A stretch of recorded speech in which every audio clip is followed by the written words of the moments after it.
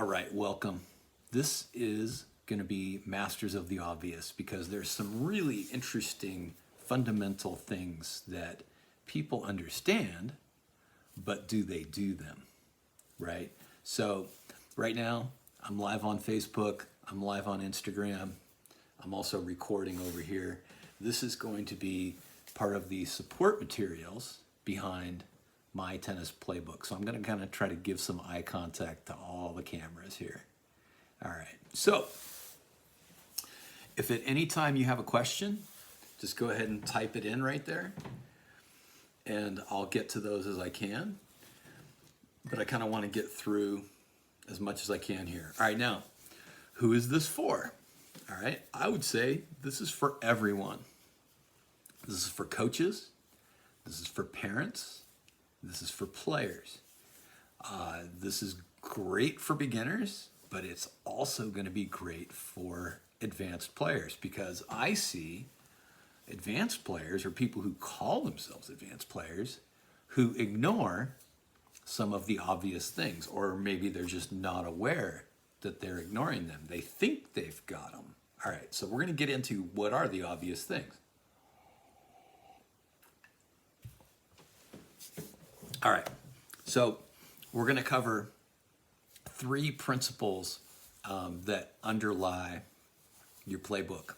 Because if you're failing at any of these three things, then your strategy and tactics will be compromised. So you might be doing some really cool advanced things. Your technique might be great, but you're hitting the ball to the wrong spots. And if you do that, then you're making it harder for yourself. So, a lot of what it takes to be a higher level player is being able to win more points. So at the highest levels of the game, they're trying to figure out how to win 3 or 5 more points against a certain opponent so that they can beat them. Because if you're losing in straight sets, but you can win 5 more points against that person next time, then you're going to have a better chance of turning that around.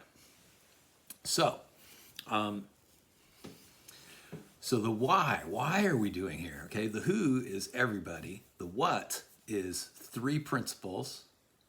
The why is for a strong foundation. So we're going to build a really strong foundation so that your game is built on something stronger, and then your lowest level performances are actually going to be better because you're built on these solid foundational things. So even if you're having an off day, you can win more matches because you've got that foundation. But if you're having an off day and then you're also sabotaging yourself, then that's going to make it a lot more difficult. All right. And so what's the where? The where is your next practice match. So I don't know where that is, but you know where that is. And so if you or your players are not playing practice matches, then it's going to be really difficult to make adjustments. So I'm a big believer in practice matches. You should probably be playing as many practice matches or more than you do competitive matches that count because you need to build things into your game and you need to have a little bit lower stress level at certain things. Okay, so the 3 principles are these. 1, getting the ball over the net. And I know that sounds ridiculous, but I'm going to explain the pain of that. All right. 2, hitting cross court. And again, I've got some really interesting stuff I think that will make a difference for you. And then 3, the importance of depth. So these are really foundational things, and every pro does, accounts for these different things, and pros that don't are losing. So, all right, are you ready? All right, now it's still true. This is something that's still true. We're on number 1 now. We're going to talk about the net, and people don't talk about the net much, but it is the first job of the tennis player to get the ball up and over the net. And yet, people fail at that. and they fail at that a lot. 70% of errors go in the net. So when you take a look at all the errors that are on a tennis court, and this is like all levels combined. Now, obviously, professional players hopefully are not netting as many balls as beginners, all right? But as you go up, the balls in the net that you hit need to go down.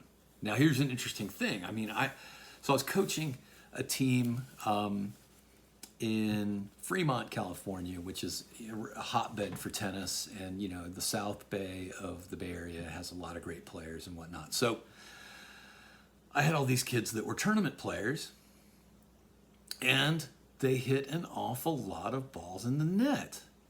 So anyway, what I started to do with them is when we did serving drills, if I had 24 kids on the court, and we would serve for a period of time, and if I started to see some serves going in the net, then I would stop and I would say, hey, look, when was the last time you saw somebody call a ball in the net in? Right? And they're looking at me funny, like, never. And I'm like, okay, so you've never seen that. Okay, excellent. How many times have you seen somebody call a ball that was a couple inches out in?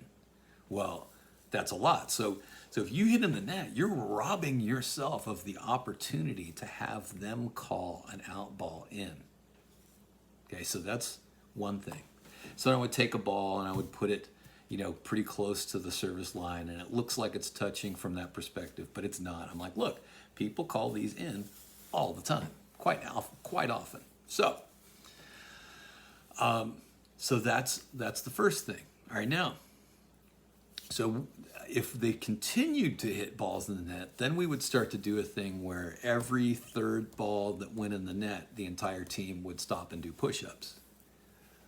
10 push-ups for every time 3 people collectively on this team hit a serve in the net. Because I told them I hate balls in the net. And and we were going to do push-ups anyway.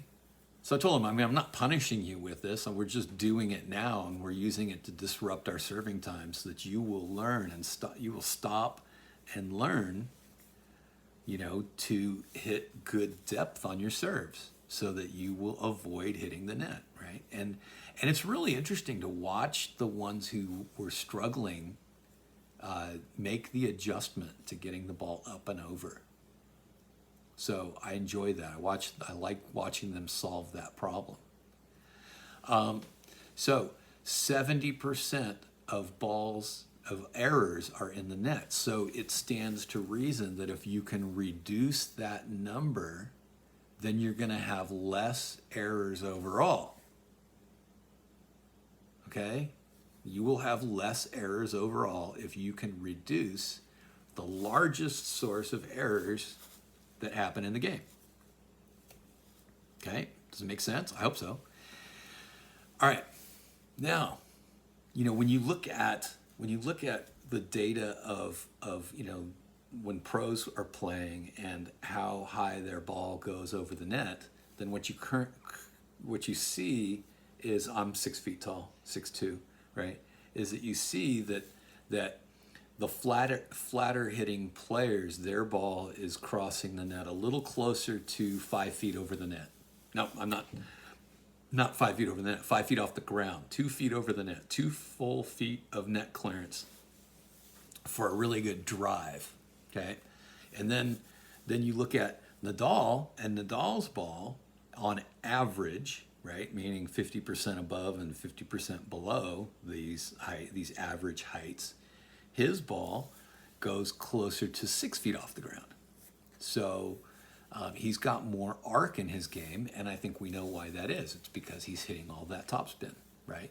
Maybe more topspin than anybody else.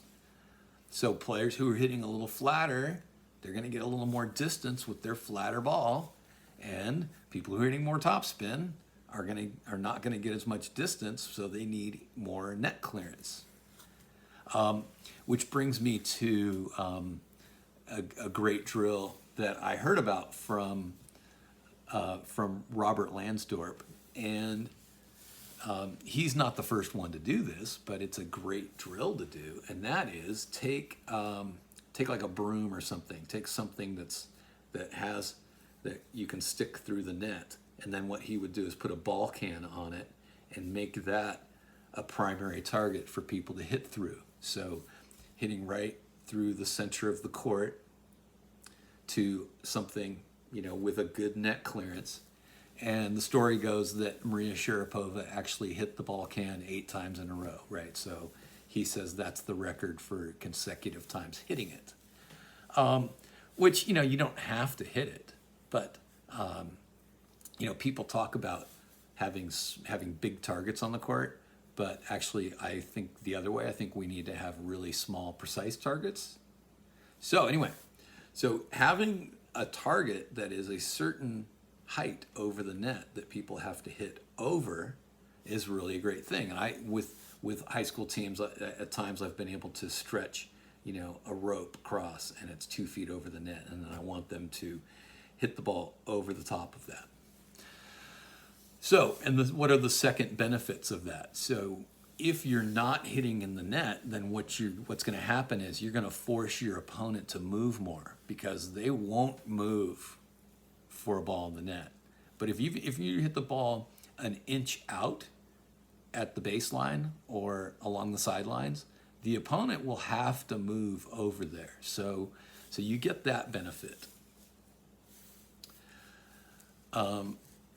Another interesting thing is you don't have to do the walk of shame.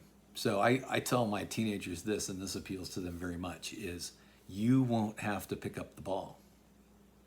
So, if you hit the ball in the net, you have to do the walk of shame. You have to go up there and pick up your ball and get it back to them, right? And then if you're serving, that's a little bit of a disruption of your rhythm, right? So if you hit a first serve and then that ball trickles back to the service line, and then now you have to go forward and then come back and then prepare for a second serve, it's not a confidence builder. So now there's a psychological thing that comes into play here. And if you're watching this and you have a question, feel free to chime in with your question.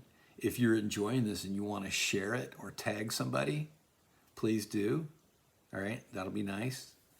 All right, now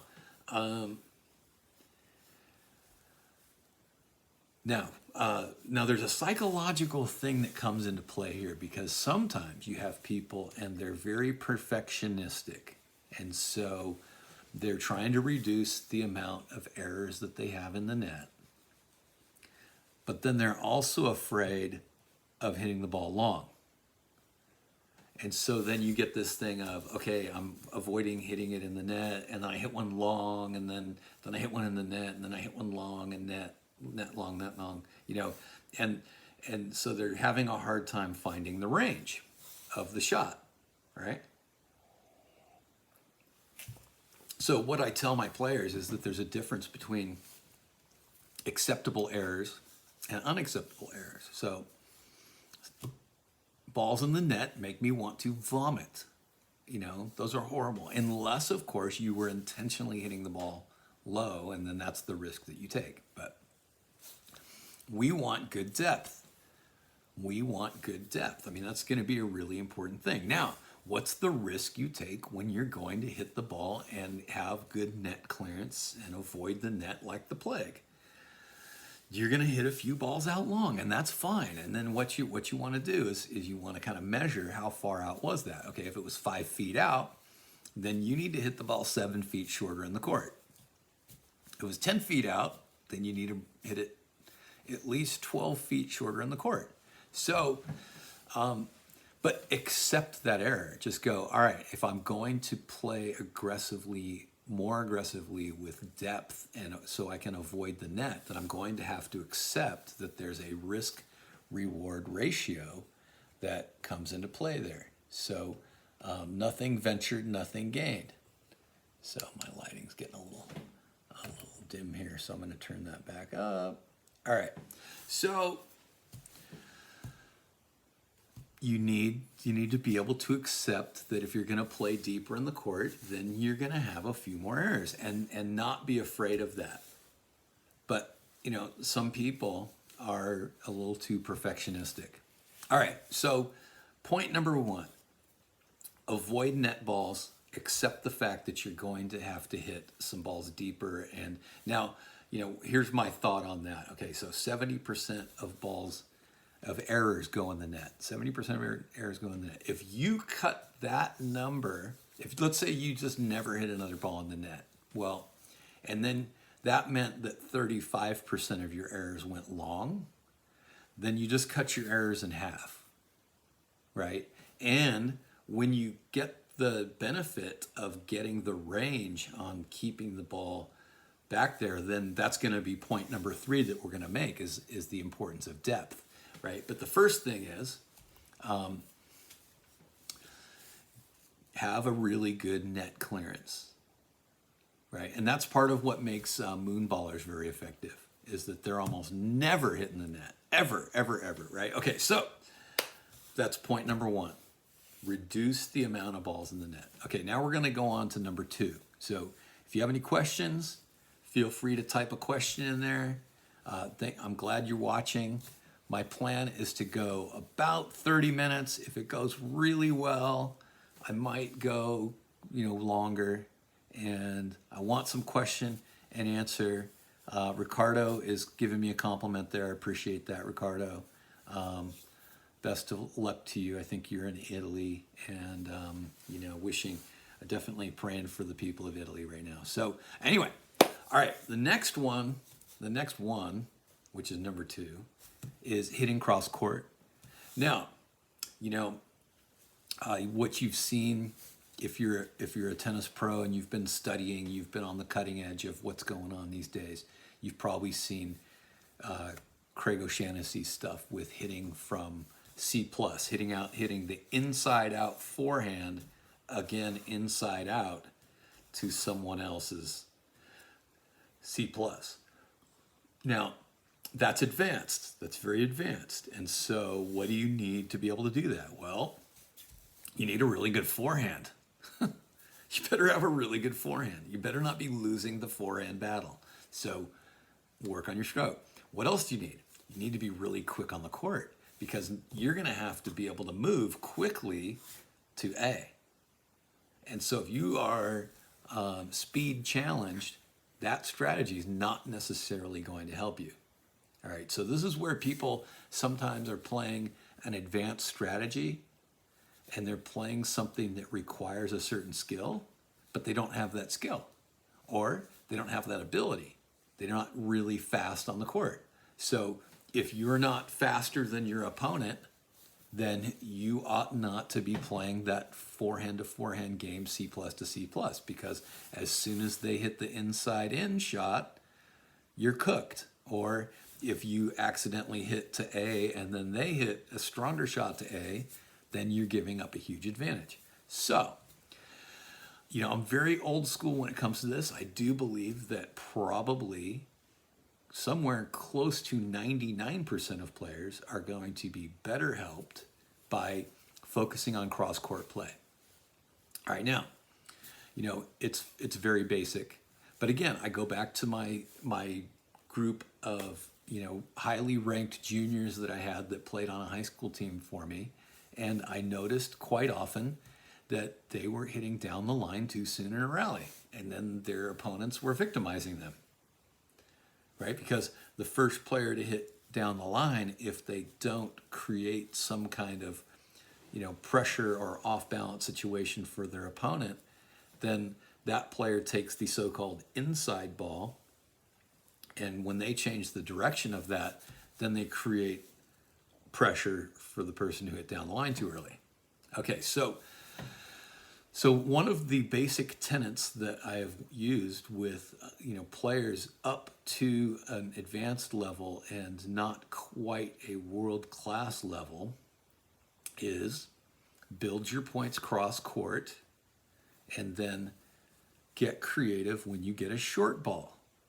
All right. If the other person hits down the line too early to you, you can change the direction of it. If they hit a short ball, now you can be creative. You can hit a drop shot. You can hit an approach. You can hit a short angled winner. You can hit the ball really hard right at them. You can do almost anything you want once you get the short ball from them. So, so, but it's basically, it's about keeping it cross court because the benefits of going cross court are, one, you get more court to hit into. You know that, right? It's 4.5 more feet of court going along the diagonal than it is hitting straight ahead. So the court is 78 feet long, and if you hit cross court, then it's 82.5 feet from one corner to the other. Now, it's been proven wrong that the height of the net is a benefit, because actually counteracting the fact that the net is slightly lower is that it's also further away. So across them, it's a push. So the height of the net is not a benefit on cross-court shots, because if you hit down the line, the net is actually closer, which makes up for the fact that that the net is higher. So that should not be a deterrent to hitting down the line necessarily. But anyway, so now another interesting thing happens if you are building your points cross court, right? Then and you have a target that's pretty safe, good 4 feet from the baseline and about 4 feet from the single sideline, and that's your so-called big target. But you have like I practice with a target that's easily 4 feet inside the court on each side, and I tell my players, all right, I want you to aim for that. And then what will happen is you will accidentally hit a ball that goes closer to the corner. And when that happens, unintentionally, then you will have created something. You've created a situation where your opponent has to move sideways or backwards for their shot. They don't get to move forwards. Then you're going to be looking for an opportunity. That's when you're going to draw a short ball from your opponent, right? And most players will still benefit from this, even though, at the highest levels of the game, the C+ to C+ thing is the norm, because those players have enormous forehands. So until you have a forehand that is going 70, 80, 90 miles an hour, right, with lots of spin, then you ought not to do this. So, I think the average speed of shot in tennis matches at the highest levels of the game is somewhere around 72, 73 miles an hour. This is what I'm seeing from when every once in a while I see that stat come up.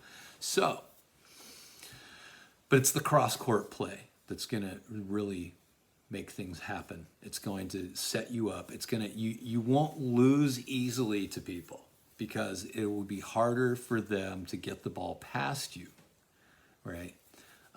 You'll do less running. There's less running if you keep the ball cross court, but as soon as you hit the ball down the line, then you've opened up running into the play. So, consider, am I the faster player on the court, or am I the slower player on the court? If I'm the slower player and I turn the match into more of a running match, then I'm playing against what's going to help me. And in general, anytime you're under attack, if you can respond to that attack with a deep cross-court shot, then you can I call it the get out of jail free card. So you can turn a cross-court shot, and I'm getting a comment from Ricardo. I'm going to read that in a second. But anyway, if you're under attack and you can successfully hit a ball deep cross-court, then you've at least neutralized the point, and you could be in a situation of turning defense to offense with one shot. It could happen. All right, so I'm going to read Ricardo's comment here. All right, in order to hit cross-court, how important you think is quickness in order to have a consistent stance, allowing the player to, and it won't let me see more. It says see more. Oh, have a consistent stance, allowing the player to implement cross-court shots. Okay, this is a really good question, so I appreciate that. Now, there's this thing that I call, I have to ignore my limit right there. All right, sorry if you went away there for a second, but all right, there's this thing that I call the still moment, and what you'll see among the top players, especially Federer and Nadal and Djokovic and many others, but those three do this better than anyone, is they get to the place of almost a perfect court position to be able to hit the ball cleanly, and then there's a moment where their feet are still. There's a moment where they're not leaning, they're perfectly on balance, and their feet have stopped for a moment. They execute their shot, and then they get on to the next thing. So absolutely, quickness, precision.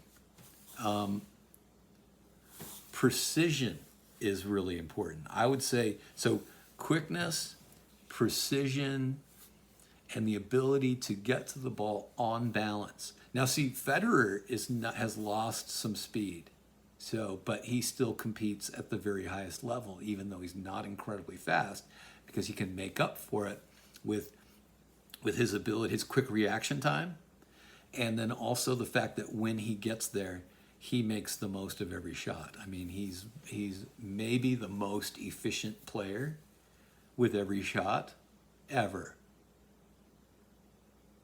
So let that sink in for a second. All right, Valentin says, don't forget the drop shot. And yeah, I'm not going to get into the drop shot right now. And it's because what I'm doing here is I'm working on 3 principles right now. So the 3 principles are, number 1, reduce net errors. Reduce the 70% of errors that go in the net. Number 2, go cross court. All right. Oh, the legend Roger Crawford is on. Inspirational speaker. Hello, Roger. Anyway,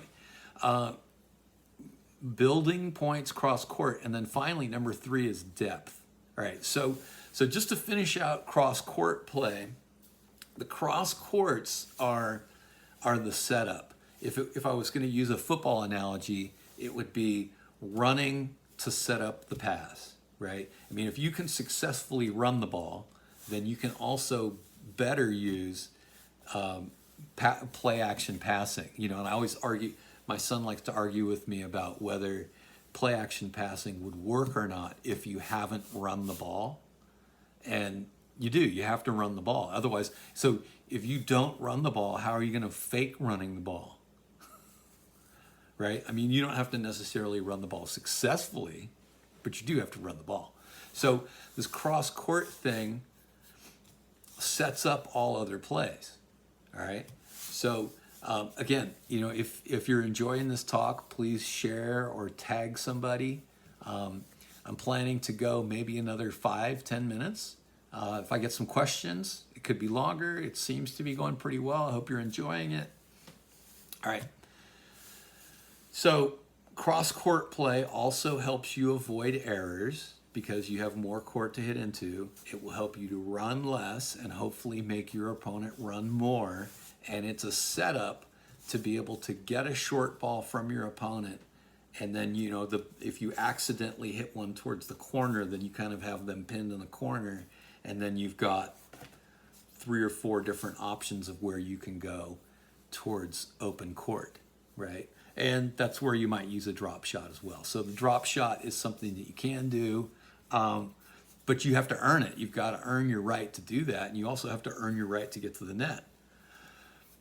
So in top 5 strategies for winning tennis, one thing I get into is that whether you're a power player, or you're a pressure time and space player, or you're a pressure movement, or you're a disruptive player, or you're a grinder and you're just retriever, deep cross-court shots are the linchpin to all of those strategies. So that's the foundation upon which you can play these other things. But I'll tell you what, if you're trying to disrupt play and you never successfully hit the ball cross court, then you're going to find yourself under attack a lot. All right. Now, finally, number 3, depth. And then I'm getting a little gravelly here, so I got to get my beef broth. Any questions? I would love a question. I've been enjoying the comments that I've been getting. Ricardo, great question. Valentin, thank you for mentioning drop shots. So depth, right? And this is huge. So I flash back to a match between Agassi and Chang from the late 80s, early 90s. I'm not sure what year that was, but Agassi was just on the cusp of coming back to the top of the game. And he was playing Chang, and Chang was actually the favorite in the match. A lot of people were thinking that Chang would win that. I think Chang might have even been number 2 in the world. I'm a little foggy on the details. But that's when Chang was really at the absolute top of his game. So what ensued was amazing, because there was a role reversal that happened in that match. You know, Agassi, up until that time, you know, had always swung for the fences and, you know, tried to out hit his opponent. And, you know, Chang was always really smart about making somebody play another shot and putting them in a position where they were going to be uncomfortable, and was keeping the ball deep, keeping people pushed back, right? But in this match, Agassi kept every ball, well, okay, that's an exaggeration, but vast majority of his shots were within 3 feet of the baseline. And he wasn't going for a lot. He was just hitting, you know, his really firm, fast shot every time, but not going for winners, but really trying to keep Chang pushed back behind the baseline. I mean, it just seemed like Chang just could not move forward, because most every ball was, you know, closer than 3 to 5 feet to the baseline. You know, a lot of balls right in there, hugging the baseline. And Chang ended up having to play pretty far back. And then, as the match wore on, I do believe Agassi won in 3 sets, Chang became the desperate one and started kind of trying to swing from the hip. Now, so the interesting thing is that if you keep the ball deep, everything for you will slow down, and everything for them will speed up. All right, I'll say that again. When you hit the ball deep, everything for them speeds up, and everything for you slows down. And here's why. Because a ball in the air is only being slowed down by wind resistance. But when the ball hits the ground, that's when it slows down the most. About 25% of its speed will end at that moment. All right, I'm going to read your comment in a moment there, Ricardo, but I'm going to finish this point here. So, John Yandel did a study, and he found that when Sampras hit the serve, it would leave his racket at 120 miles an hour, and before it hit the ground, it would be going 80. And then as immediately after hitting the ground, then it would be going 60 miles an hour, right? And then by the time it would get to the opponent, it would be going 45 to 50 miles an hour. So that's a serve. Now imagine a ground stroke that's going 70 miles an hour and then, slows down to 50. And then after it bounces, it slows down to 30. So depending on where that bounces, they say that 1/3 of the time that you have to see the ball is after the bounce. So you keep that ball deep. It's traveling at a greater speed longer, right? Which if you've ever done any math problems, right? Any of those word problems in algebra that everybody hates, right? Then you know that things that travel faster for longer arrive sooner.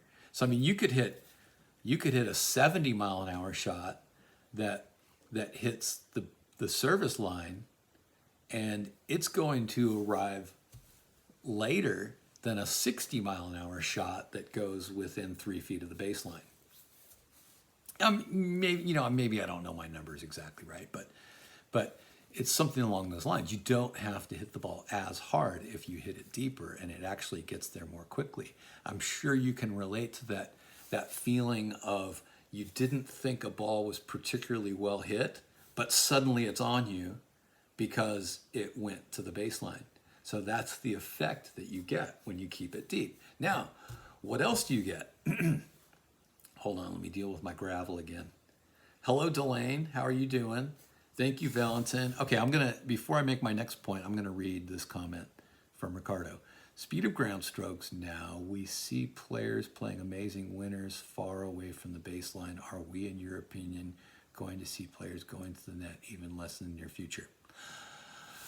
That's a different topic, but I'll answer that very quickly. No, actually, I think people are now coming to the net more, but not a lot more.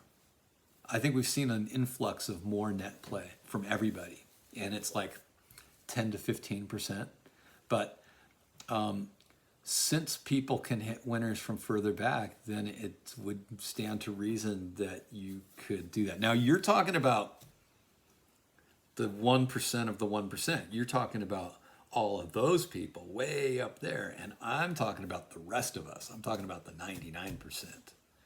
So, but even so, you keep the player further back, their chances of hitting a winner past you go dramatically down because that ball will slow down, right?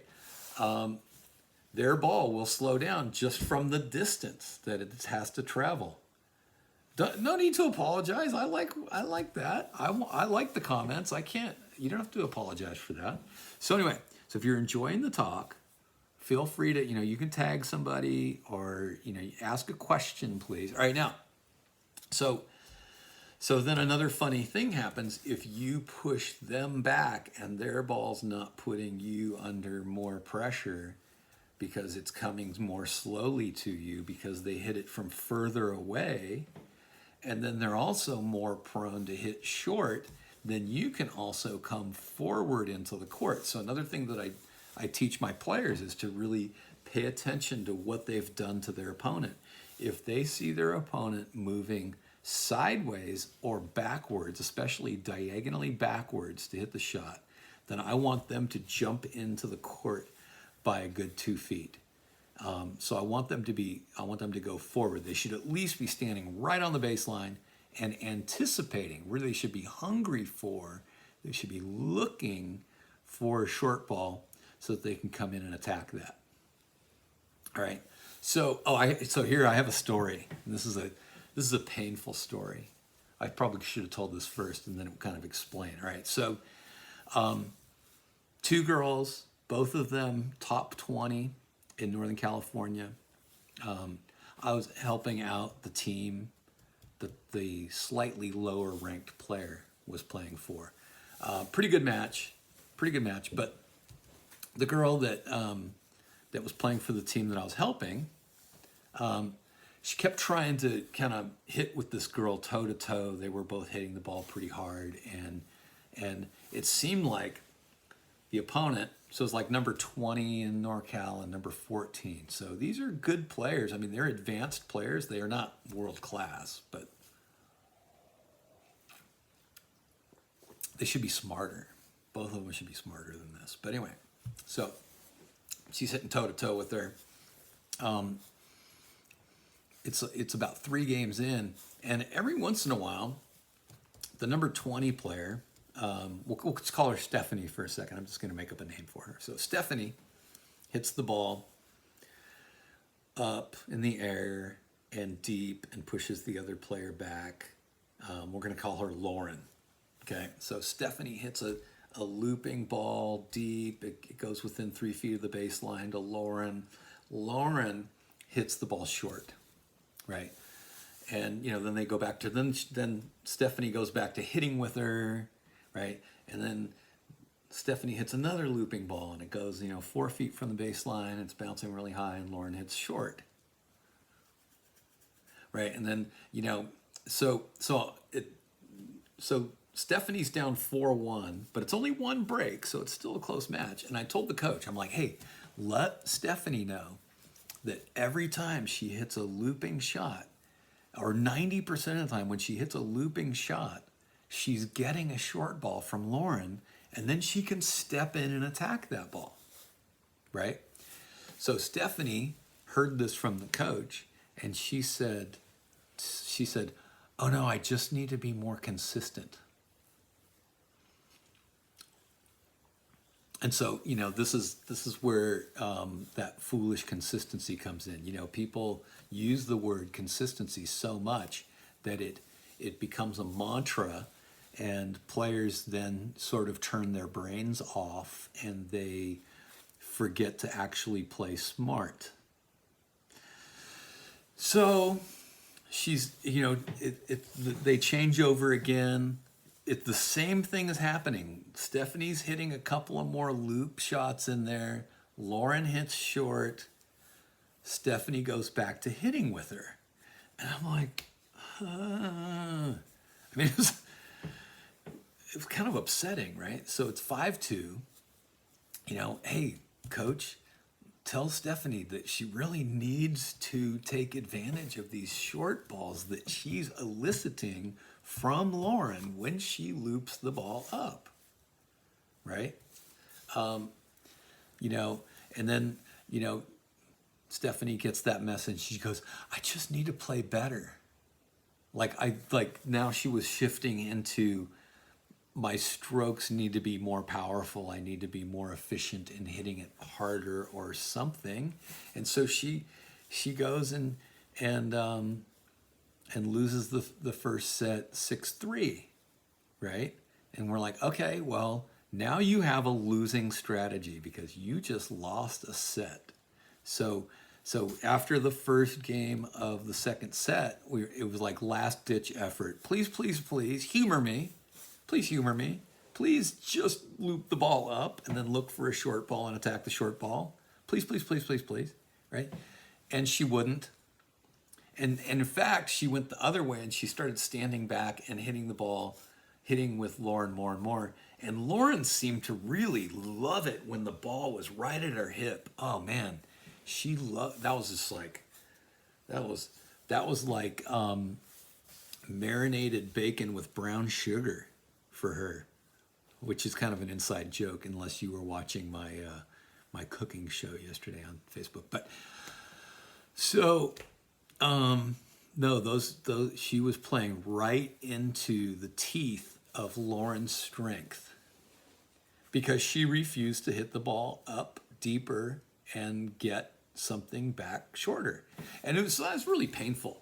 But anyway, so the main one thing that you'll see often on the pro tour, and one thing I like to do when I go to professional tennis, is I like to take my people and have them sit on the sideline so that we can see the match from the side, but not at the net. I like to go baseline or service line on one side so that they can see the depth of the shots, because you don't want that TV view. You can see that on TV. If you had to watch it on TV, if you had to watch it from the end, I would say look behind one service box so you can see the different effect of different serves. But I digress. But when you watch a match from the side, then you can start to see that pretty much the first player who unintentionally hits the ball short is usually going to be losing the point. And the definition that I like for a really good deep shot, and this is one really good thing about ROG tennis, is the blended lines, is that 60-foot line makes a really good marker for what determines a deep shot. So I like my players to keep it, in the middle of the big rectangle or in the second half of the big rectangle. And we'll play a lot of drill games where you score more points. Like we'll play counting machine, or we'll play a game called calculator or something like that. And then you get 2 points if you hit it in the second half of the rectangle. You get 1 point if you hit it in the front half of the rectangle. -1 if it lands in front of the service line, and 0 if it goes long. So you're actually not hurt by hitting it long. So, yes, Ricardo. Ricardo's affirming what I'm saying, and I appreciate that. Depth, height, and spin that can easily be noticed in the position I mentioned, definitely not on TV. Yeah, there's so much more you can see in a match from the side. But yeah, when you watch matches, look at who is the first player to hit short in the court, because what that does, it creates an opportunity for the other player to move forward into their shot. And this is also one of those things that's a dividing line between advanced players and intermediate, and world-class players and advanced players, is how good are they at taking advantage of balls that land shorter in the court. So I'm about to wrap up here. If you have another question, Ricardo, you've been a star, man. I appreciate you a lot. Because I don't want to just, listen to myself talk here for, this period of time. So we're 45 minutes in. I can go another 5-10 minutes. Any questions you have? All right, so now I'm going to recap. And if you have a question or comment, please send those. Had a few different people on Instagram. I've got 4 people right now on Facebook. So who's this talk for? It's for everybody. It's for coaches, it's for parents, it's for players. If you're a beginning player, start with the net. Start with I'm gonna focus on getting good net clearance. I'm gonna get it over, because then you can play. And then you don't have to pick up the ball. The other person has to pick up the ball. That really appeals to teenagers. All right.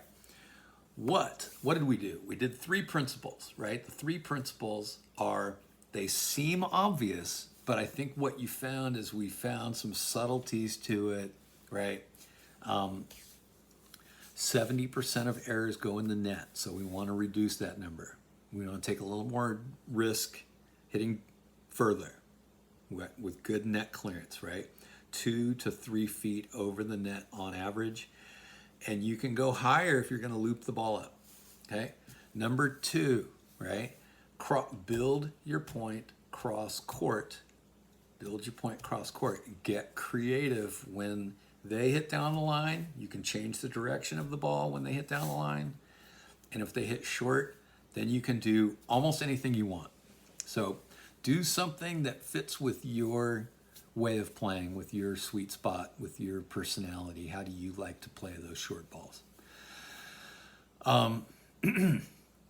If you hit cross court, you're going to do less running overall. Hopefully they're going to do more running. You're going to maybe even reduce the amount of errors that you hit, because you have 4.5 more feet to hit into. Okay. Number 3, depth, because the deeper you hit, the more things speed up for them and the more they slow down for you, and you're also going to get yourself more opportunities to attack. And then why are we having this talk? Because some people are playing more advanced strategies, but they're not paying attention to these things, and these things are very foundational. And so if your game is not built on foundational stuff, then the difference between your top performance and your bottom performance is going to be wider. But if you build your stuff on this stuff, then your baseline, your floor performance is going to be higher, and you're going to be able to win more matches. So even if you're having a little bit of an off day, you're not going to be making it easy for your opponent by hitting balls in the net, hitting down the line too early, and hitting short. All right, that's a recipe for disaster. So go try this. Go hit a short ball down the line a lot to your opponent and see what happens. See how you like that. And then the where. The where is your next practice match. So here's the challenge. I'm going to leave you with a challenge. Chart your next practice match, or have somebody chart it and write, forehand net, backhand deep, and chart where were your errors, right? Serve net, right? And then once you see what's the shot that goes in the net the most often, then work on that shot, get that shot, and work, make sure that you're doing that, right? And then that'll be a really good place to start. And then if those are, you're really comfortable with the fact that you don't hit many balls in the net at all, then go on to looking at your errors and how many of them are on cross court shots and how many are on down the line shots, or how many winners or forced errors do you have because you hit down the line too early. And then finally, have somebody chart. You can have someone estimate on a court. You can have a little court diagram and have them draw a little dot in every location where your ball hits. So that can be a really good thing, and you can start to see that little scatter plot, and you might be surprised, because one thing that my players get surprised by a lot is when I tell them that their ball was short of the target area, because from that perspective, even though it was 6 inches short, from that perspective, they feel like it looks like it was inside. I'm like, no, it landed here, and I'll put my racket like right there. I'm like, no, it landed right there, and then here's the target right there. So you missed, and then what that does, it helps them to see it better, and then they're able to adjust and go a little deeper, and they didn't even realize they were hitting short. So part of it is thank you, Rodney. Part of it is a perceptual training issue as well. So players don't realize that they're hitting short, and you need a dividing line, and that's that's a good thing for those 60-foot courts, because then you have something you can see on the court that you can make sure that your ball is clearing that. So anyway, I'm done with my wrap up right there. Thanks for watching. I think I'm going to do this again Monday. A couple of things, a little news and notes. I'm going to be interviewing Emma Doyle on Monday, and that's going to be pretty exciting. So we're going to talk a lot about the who you are as a coach. Now's a good time to really think about who you are. And then also, I'm not going to do any more crisis intervention broadcasting. So I think I've done enough of that, and I think it's time for people to, get moving on with the work that needs to be done, rather than focusing so much on the problem. But anyway, I think our problem will be solved soon. Everything's going to be okay. All right. If you liked it, tag it, share it, whatever you want to do. I would love it if you got this out to some people. This is also going to appear on my YouTube, and in a little while, it's going to become a private thing only, because it's going to be associated with the book. So the book that's coming out in a little while here is My Tennis Playbook. I might actually have to change the title, but for now, the working title is My Tennis Playbook, so that you and your players. Thank you, Ricardo. Hello, Alec. You got here just in time for me to go. But I'm going to save this in a minute, and you can look back on it. So welcome and goodbye. But it'll be available shortly. But anyway, this is going to be support material for the book. So when you get the book, then you can go on YouTube and get the lectures that go with it. So thanks for watching.